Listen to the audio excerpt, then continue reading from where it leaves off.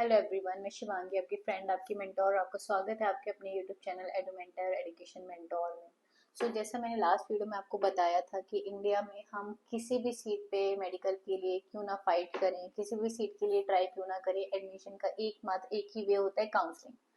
Counselling चाहे वो NRI seat हो, मैनेजमेंट कोटा सीट हो या फिर नॉर्मल सीट हो, माइनॉरिटी नॉन माइनॉरिटी, आपको सिर्फ काउंसलिंग के थ्रू ही सीट अलॉटमेंट आता है। अब ये समझते हैं कि किस स्कोर के बच्चे को किस स्टेट में सीट मिलने की संभावना ज्यादा होती है और एक पर्टिकुलर स्कोर पे आपका बजट किस रेंज तक जाता है और इस बजट में क्या क्या इंक्लूड होता है। इस वीडियो में हम डिटेल में बात करने वाले हैं कि अगर आपका स्कोर एक पर्टिकुलर स्लैब में आ रहा है तो आपका बजट और आपका स्टेट की प्रोबेबिलिटी क्या होगी। देखिए, मैंने लास्ट टाइम भी बोला था कि आपको काउंसलर्स की रिक्वायरमेंट है अगर आपके पास नॉलेज कंप्लीट नहीं है या आपके पास वो टाइम नहीं है जिससे कि आप अपनी रिसर्च कंप्लीट कर सकें। तो एज अ एडुमेंटा आप अगर हमें एज अ काउंसलर हायर करते हैं तो हमारी रिस्पॉन्सिबिलिटी होती है आपका रजिस्ट्रेशन, चॉइस फिलिंग, आपको सही गाइडेंस देना, कहाँ पर आपको इन्वेस्टमेंट करना चाहिए, कितने स्टेट के लिए आपको जाना चाहिए। तो ये पूरा कंप्लीट टेक केयर एडुमेंटा आपके लिए करता है। अगर आप प्लान करते हैं काउंसलिंग सेशन तो आप हमसे कनेक्ट कर सकते हैं।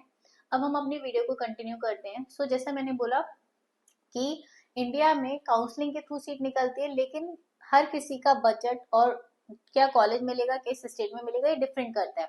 तो स्टार्ट कर दें बिल्कुल इनिशिएट से कि अगर बच्चा जस्ट क्वालिफाइड है, जस्ट क्वालिफाइड का मतलब होता है 150 से लेकर 250 तक का स्कोर एक ऐसा स्कोर है जहां पर आपका बजट बहुत हायर साइड हो जाता है और आपकी चॉइसेस बहुत कम हो जाती है।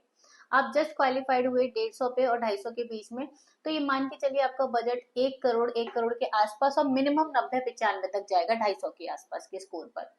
अब कहाँ संभावना मिलेगी, क्योंकि बजट इतना हाई हो चुका है। तो यानी ये तो बहुत सिंपल है, जहां जिस कॉलेज की फीस ज्यादा है, जैसे डीम्ड के कॉलेजेस में आपकी संभावना बन जाएगी, क्योंकि वहां पे फीस 22 लाख 25 लाख तक जा रही होती है। तो डीम्ड में आपकी संभावना ज्यादा बनेगी। इसके सिवा जैसे राजस्थान में मैनेजमेंट कोटा की फीस काफी हायर साइड होती है, कर्नाटका के मैनेजमेंट कोटा की फीस काफी हायर साइड होती है।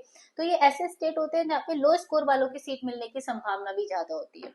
इसके अलावा अगर कोई ऐसा स्टेट है जो कॉलेज बहुत रेपुटेटेड है लेकिन वहां पर एनआरआई सीट अवेलेबल है, जैसे बिहार की मैं बात करूंगी, तो बिहार में एनआरआई सीटें होती हैं। तो एनआरआई सीटों का बेनिफिट ये मिल जाता है कि उनकी फीस काफी हाई साइड होती है, तो वहां पे भी आपके चांसेस बनते हैं कि आपको अलॉटमेंट मिल जाएगा। तो यानी जो बच्चा 150 से 250 के बीच में बैठा हुआ है उसके लिए स्कोर बजट बैठेगा 1 करोड़ 90-95 और ये 1.5 करोड़ तक भी जाएगा आपका बजट।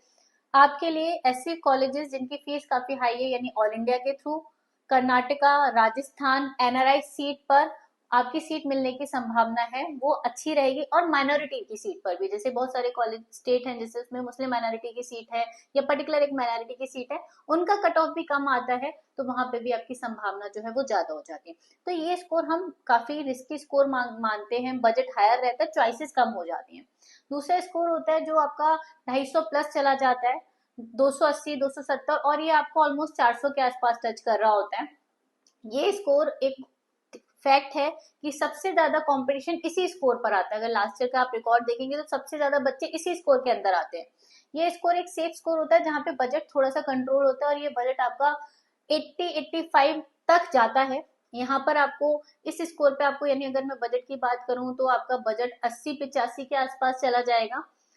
सीट ऑलमोस्ट सारे स्टेट निकाल के दे देंगे। स्पेसिफिकली अगर आप क्लोज स्टेट में हैं तो वहां पे कंपटीशन थोड़ा ज्यादा हो जाएगा, लेकिन यूपी जैसे एक ओपन स्टेट है, ये सबसे प्रोस्पेक्टिव स्टेट होता है जहां पर इस स्कोर पे सीट मिल जाती है 80-85 के बजट पर।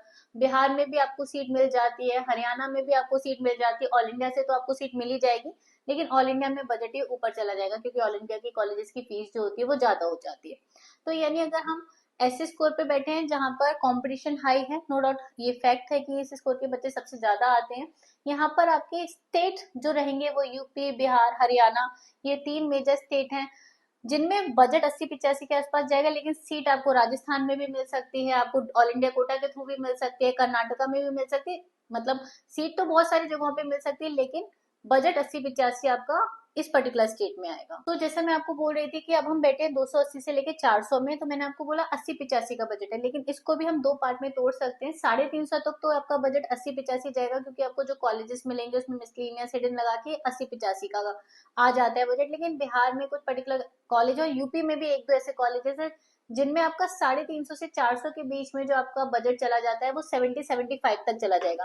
तो अगर मैं बात करूं कि मैं 250 प्लस पर हूं और मैं 400 तक की रेंज में आ रही हूँ, तो मेरा बजट जो आने वाला है वो मेरा 70 से लेकर 85 मैक्सिमम जाएगा, यानी हमारी ये स्लैब बैठ जाएगी। जितना स्कोर थोड़ा सा बेटर होगा उतना ही आपका बजट बढ़ जाएगा। मतलब हमारा मोटा मोटी मानना होता है 50 नंबर बढ़ने से 5 लाख का बजट कम हो जाता है, ये हमारी कैलकुलेशन होती है।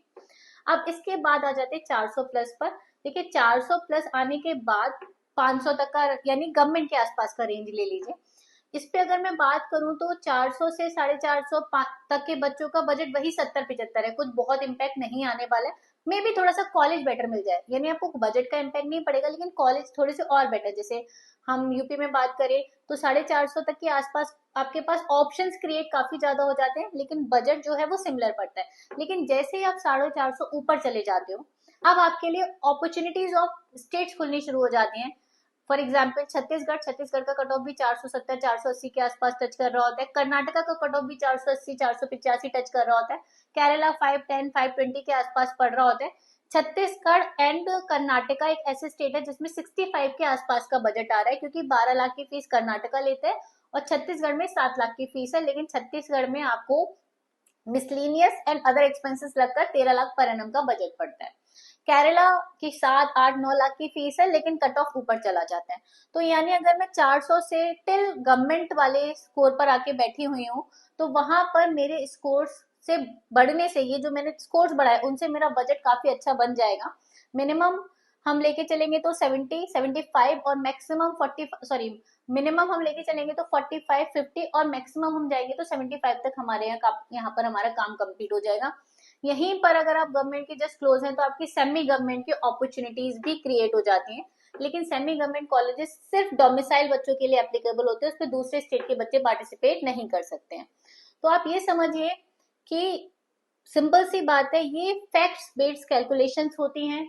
क्या पिछले साल में कट ऑफ रही है, स्कोर से ज्यादा मायने रहते हैं रैंक के, क्योंकि यहाँ पर रैंक से सीट मिलती है। क्योंकि स्कोर दो बच्चों के एक जैसे हो सकते हैं, रैंक दो बच्चों की एक जैसी नहीं होती है। तो रैंक की वैल्यू ज्यादा होती है और रैंक से क्लैरिटी आ जाती है कि आपको कहाँ पर क्या सीट मिल सकती है। देखिए ये डिटेलिंग है, आपको ये डिटेलिंग है तो खुद एनालाइज करनी पड़ेगी, पुराने डेटास को समझ कर, पुरानी रिसर्च को समझ कर, या फिर आप एक्सपर्ट काउंसलर्स को कनेक्ट कर सकते हैं। एडुमेंटा काफी सालों से सर्विसेज प्रोवाइड कर रहा है। आपको काउंसलिंग से रिलेटेड कोई इन्फॉर्मेशन चाहिए या फिर एक्सपर्ट काउंसलिंग या पर्सनलाइज काउंसलिंग चाहिए, तो हमसे कनेक्ट करिए, सो दैट कि हम आपकी ड्रीम्ड कॉलेज और इस साल कॉलेज निकालने के ड्रीम को पूरा कर सके। Thank you so much.